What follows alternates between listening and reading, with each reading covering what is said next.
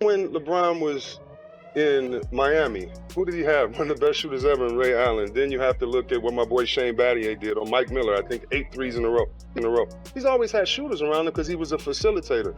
When he doesn't have shooters around, how can you be the best you can be? He's having a great season. It's not about him, but I do think it's about the talent that you have around him. And I think that if you win one championship in 4 years, that's the story. So this year really doesn't matter in the narrative to me, but to fans, I understand, because if it were me, I've religiously looked at KD in recent memory. I'm like, he the best in the world. He the best in the world. Where I go back and forth between him and LeBron is for precisely the reason you just outlined. The second Chris Webber said it, the basketball world seemed to freeze. And then the debate went crazy. It wasn't because he was yelling or trying to disrespect anybody. It was because the message hit a nerve. 6 words landed like a heavyweight shot. You never won without calling a star first. Just like that, the conversation around LeBron James shifted from pure praise to a question that a lot of fans probably didn't want to touch. And this wasn't just some random hot take thrown out for attention. It came from a Hall of Famer who knows NBA pressure, locker room dynamics, team building, and what it takes to chase a championship. Whether you agree with Webber or think he's reaching, his argument brings up an uncomfortable part of the LeBron debate. A lot of ex-players think Kobe was better than LeBron. I disagree with them, but a lot of them think they don't say the rings, they say the killer instinct. Here's what makes it interesting. This doesn't necessarily have to be about disrespecting LeBron. It can be about how we define greatness. For years, the GOAT debate has been chopped down to rings, stats, awards, and highlight reels. But Webber's argument points towards something deeper: the process, the roster moves, and the decisions happening away from the court. Once you start looking at that side of the story, you're no longer asking only what LeBron accomplished. You're asking how those championship situations came together. Look at Miami. LeBron didn't arrive in an ordinary basketball situation. He teamed up with Dwyane Wade and Chris Bosh, creating one of the league's most stacked star combinations at the time. Later, the Heat surrounded that core with experienced players, including Ray Allen, one of the greatest shooters basketball has ever seen. Suddenly, Miami had shooting, experience, star power, and players built for massive moments. Think about Ray Allen's legendary 3 in Game 6 of the 2013 NBA Finals. That shot became one of the biggest plays in NBA history, but moments like that also show why roster construction matters. Webber's point is that these championship teams weren't put together by pure chance. There was planning behind them, just like there is with every serious title contender. There's been tens of thousands of players in the NBA throughout history. I have one man above LeBron James, and that's Michael Jordan.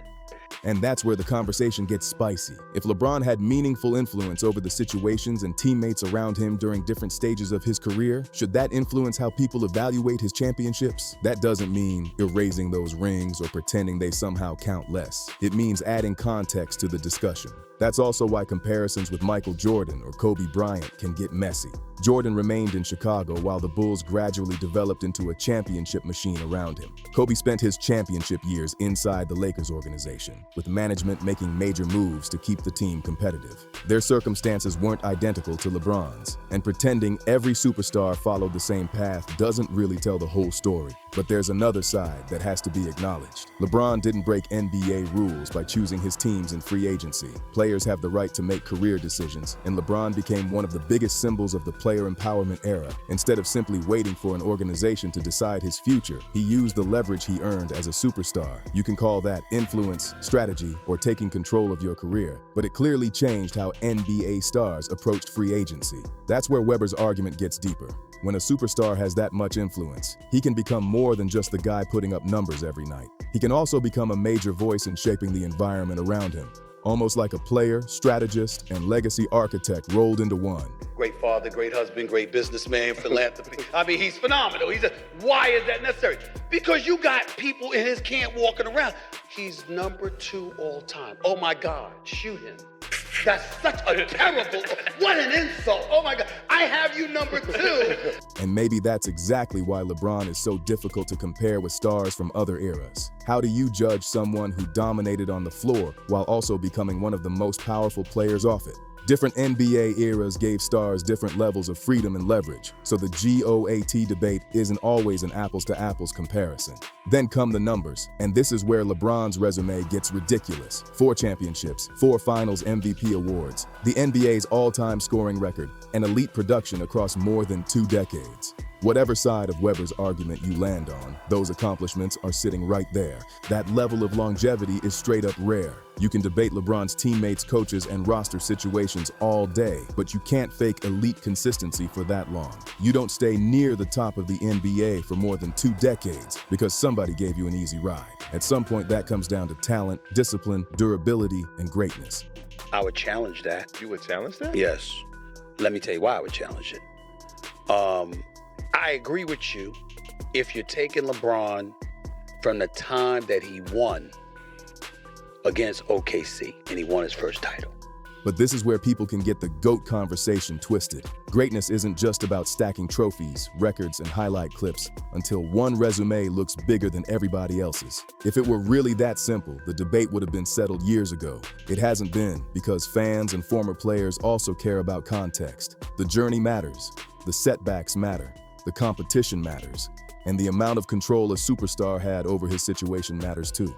That's exactly where Webber's perspective becomes interesting. Webber never won an NBA championship himself, despite getting painfully close with Sacramento.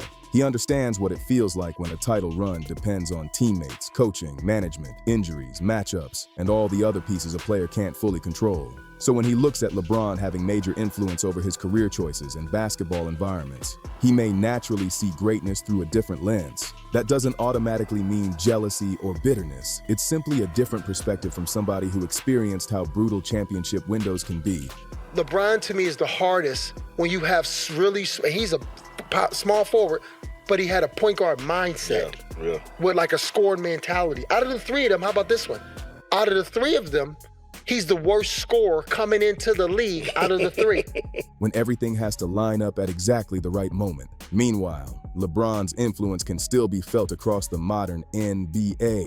Superstar movement became a much bigger part of basketball culture during his era. Kevin Durant's career decisions sparked their own massive debates, while other stars have increasingly used free agency, trades, and player leverage to find situations that fit their championship goals. LeBron didn't invent superstar movement, but his decisions became major moments in the player empowerment era, and even many critics would admit his influence was huge. Now things get even deeper. Younger stars have watched this changing NBA landscape develop in real time. Players such as Luka Doncic and Jason Tatum have faced their own career decisions in a league where staying with one organization forever is no longer automatically treated as the only respectable path. Build patiently with what you have or use your leverage when the opportunity comes. That choice can shape an entire legacy.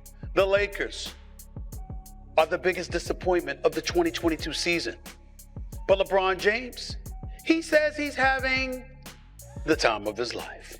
And that's the ripple effect behind Webber's argument. This isn't only about what happened years ago. It connects directly to how future superstars may think about championships, loyalty, roster construction, and career control. That's why the GOAT debate gets so heated. At this point, it's bigger than LeBron versus Jordan. It becomes old school versus new school, organizational control versus player empowerment, staying put versus making a move when the situation isn't working. Once the debate reaches that level, there may never be one clean answer because people are judging greatness by completely different standards. LeBron supporters also have a strong counterargument. Every legend needed serious help. Jordan had Scottie Pippen. Kobe had Shaquille O'Neal during his first 3 championships, and later won with another strong Lakers roster. Tim Duncan had stars such as Tony Parker and Manu Ginobili around him. Basketball has never been a one-man operation, no matter how dominant the superstar is. But Webber's argument appears to focus less on whether LeBron had help and more on how those championship situations were created. Was the supporting cast mostly developed and assembled by an organization over time? Or did the superstar have unusual influence over where he played and who surrounded him? That distinction is where the whole debate gets messy. And here's the wild part. There's truth on both sides. LeBron's greatness doesn't disappear because he exercised career leverage, but the path he took was different from several legends he's constantly compared against. Depending on what somebody values most, that difference can either strengthen his legacy or make the comparison more complicated. Then you've got the media machine turning the temperature up even higher. Sports shows, podcasts, analysts, and social media accounts know the GOAT debate gets people talking. One provocative statement can spread everywhere and turn into days of arguments, clips, and reactions. Webber's comments hit such a sensitive spot because this basketball argument was never truly settled in the first place. So where does all of this leave us? Right where NBA debates always seem to hit hardest, in disagreement, passion, and non-stop arguments. If there were one obvious answer, people wouldn't still be debating LeBron, Jordan, championships, teammates, and legacy every single year. The reality is, greatness doesn't have one fixed definition. It changes depending on the era, the competition, and what each fan values most. And after everything Webber brought into the conversation, the biggest question might be pretty simple. What matters more to you? Do you value a superstar dominating inside a system largely built by the organization, or a superstar using his power and leverage to put himself in the best possible position to win? LeBron's career became one of the clearest examples of player empowerment, while Jordan's championship story came through a different path in Chicago. Both reached incredible heights, but they didn't get there the same way. Chris Webber didn't end the GOAT debate, and he certainly didn't erase LeBron's legacy. What his argument did was make people look beyond rings and numbers and start asking tougher questions about how championship teams come together. And once you start judging the journey along with the destination, this whole conversation gets a lot more complicated. So now it's on you. Was Webber making a legit point, or was he simply stirring up one of basketball's biggest debates? Does LeBron's influence over his career and team situations make his legacy even more impressive, or does it complicate his GOAT case? Drop your take in the comments, because this one could get heated. And if you enjoyed the breakdown, hit that like button, subscribe to the channel, and share this video with somebody who never backs down from a GOAT debate. I want to know which side you're riding with, and why. Thanks for watching, and I'll see you on the next one.